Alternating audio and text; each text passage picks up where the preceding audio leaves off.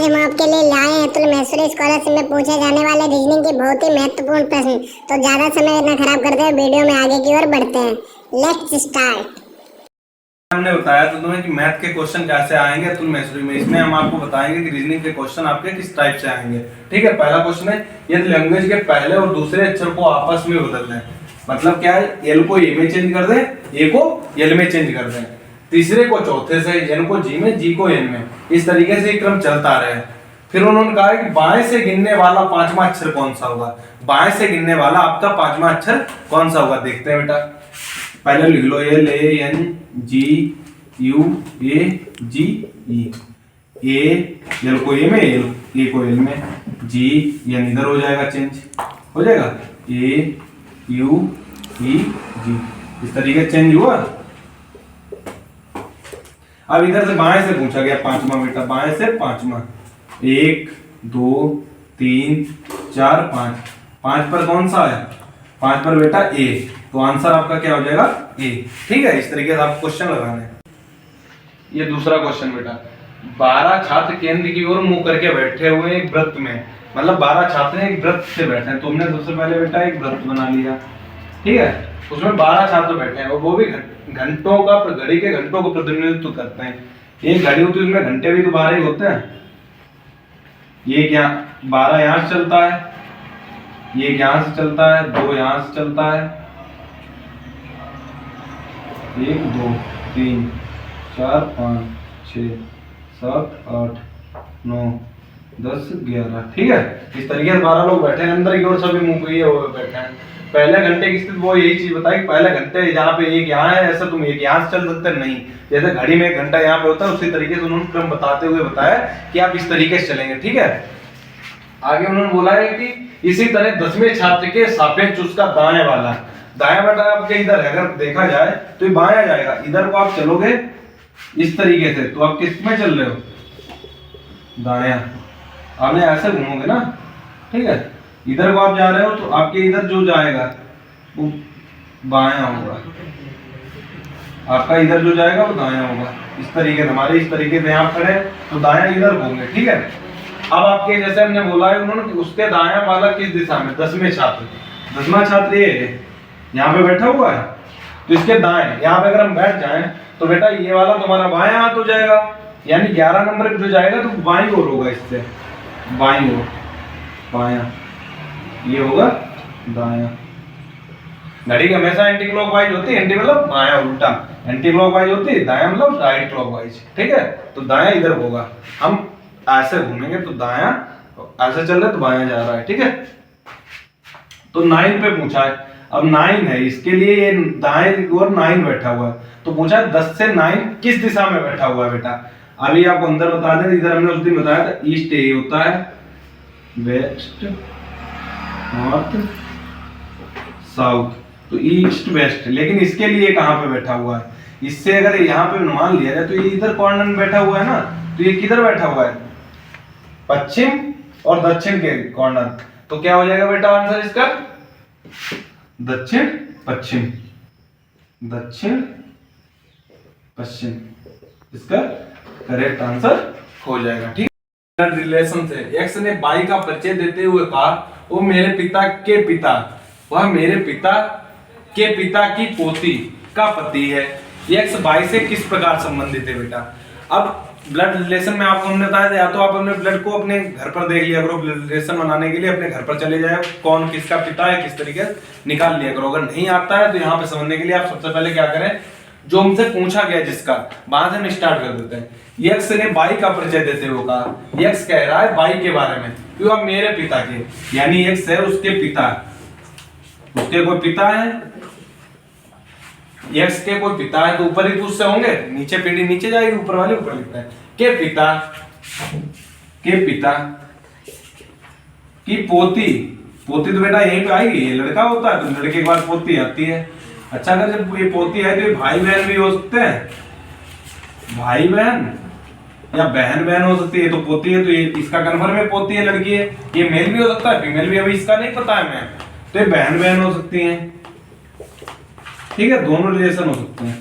अब पोती का पति है, अगर पति है तो उसके सामने ले जाओ, बराबर में है पति, अब इसका ये पति जो है वो बाई है, जो पति है वो बाई है, जो पति है वो बाई है। अब इसका और इसका रिलेशन पूछा है, यानी अगर बहन है, बहन का पति जो होगा वो जीजा कहलाएगा, जीजा यक्स के लिए। अब चाहे भाई हो या बहन हो, ये जीजा कहलाएगा।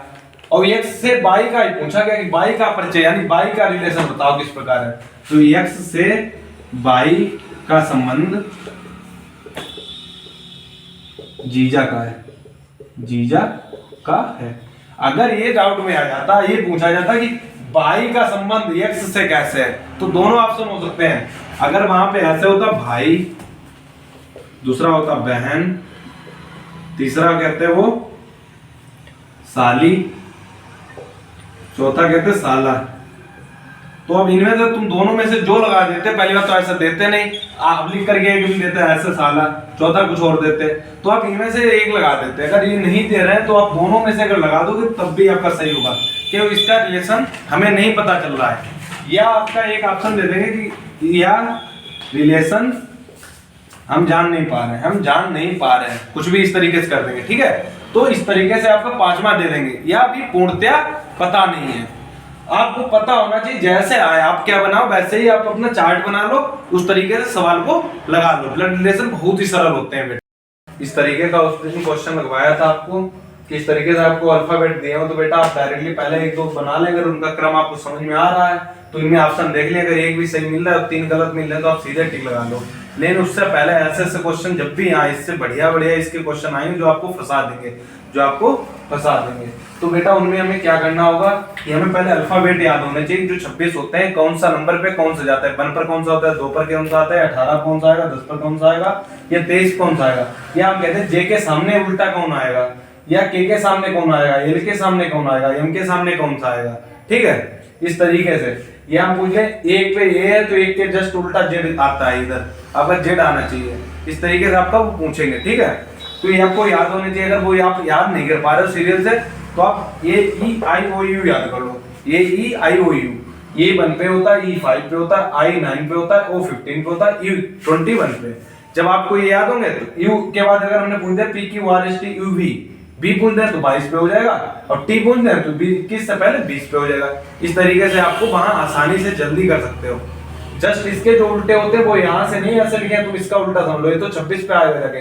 तो अगर ये 26 पे आया तो बेटा इधर जेड आया 26, ए का उल्टा जेड, बी का उल्टा वाई। अगर हम पूछे बी का उल्टा क्या होता है, विपरीत अपोजिट, तो वाई आएगा, ठीक है। इस तरीके से करेंगे। फिलहाल इस क्वेश्चन को हम पकड़ते हैं। अब देखो देखते हैं बेटा इस क्वेश्चन को, इतना समझने के बाद ये अल्फाबेट जब याद कर लोगे आपको, तो इसमें कुछ भी वो लगा सकते हैं। इनका क्रम आपको बना सकते हैं, इसका बना सकते हैं, कभी कभी आपका इसका इससे बनाएंगे, या तो असेंडिंग डिसेंडिंग में भी इन्हें लिख लेंगे, तो किसी तरीके लगा सकते हैं। तब बेटा इसका क्रीम से वही रिलेशन बनाना पड़ेगा, जो रिलेशन इसका इससे है वही क्रीम का आने वाले ऑप्शन में से होगा।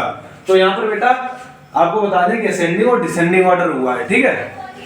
अब आई बी ओ आर वाई, आई बेटा कितने पे होता है, इधर देख लो आगे, आई है आपका 9 पर, बी कितने पे आपका, वी है आपका 22 पर, ओ कितने पे 15 पर है, आर कितने पे होगा 18 पे होगा, वाई आपका 25 पर होगा। अब इनको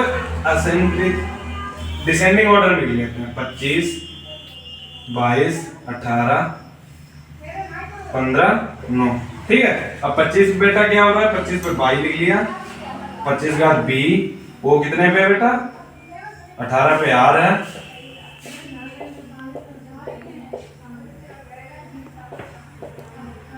15 पे क्या है वो है, 9 पे आई है।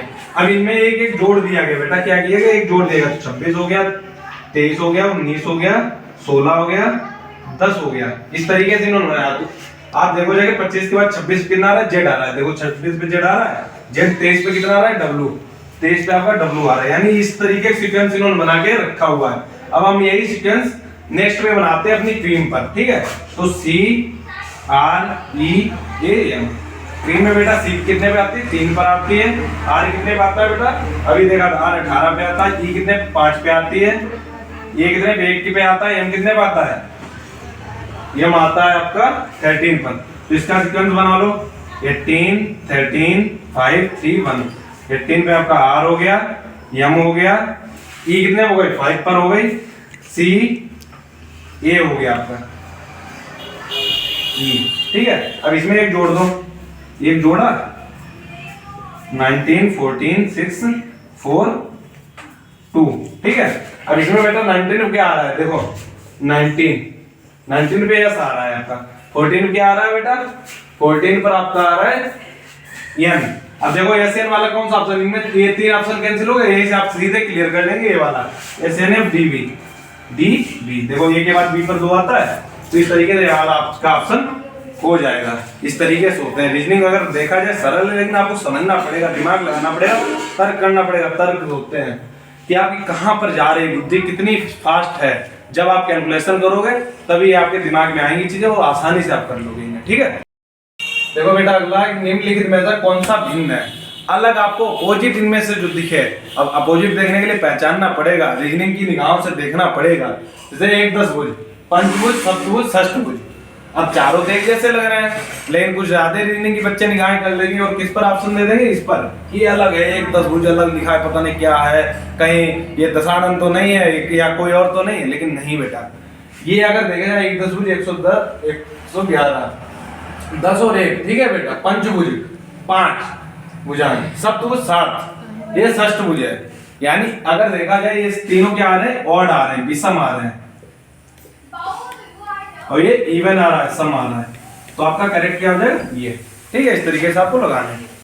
आपके मैथ में भी आएंगे, रीजनिंग में भी आएंगे। इन क्वेश्चन क्या होता है, या तो आपके कोई ऐसा बन रहा होगा सीक्वेंस के स्क्वायर में कुछ घटाएं या बढ़ाएं, या क्यूब करके उनका घटाएं बढ़ाएं। ऑड भी हो सकते हैं, इवन भी हो सकते हैं, प्राइम नंबर भी हो सकते हैं, कुछ भी हो सकता है। तो यहाँ पर एक बेटा सीक्वेंस बन रहा है, आपके ऑड नंबर होने चाहिए जो कटे ना किसी दिन, नॉन प्राइम होने चाहिए, ठीक है। तो क्या हो रहा है, 3 का क्यूब प्लस 1, 3 का 29 27 28। फिर अगला बन रहा है 5 का क्यूब प्लस 1 126। फिर आगे जा रहा है 7 का क्यूब प्लस 1 344, ठीक है बेटा। अब 9 का नहीं जाएगा, 9 3 से डिवाइड हो जाएगा, ठीक है। तो इसके बाद किसका जाएंगे, 11 का क्यूब प्लस 1 कितना हो जाएगा जाके बेटा, 1332। अब जाएंगे 13 का स्क्वायर प्लस 1 1300 करके 1600 स्क्वायर में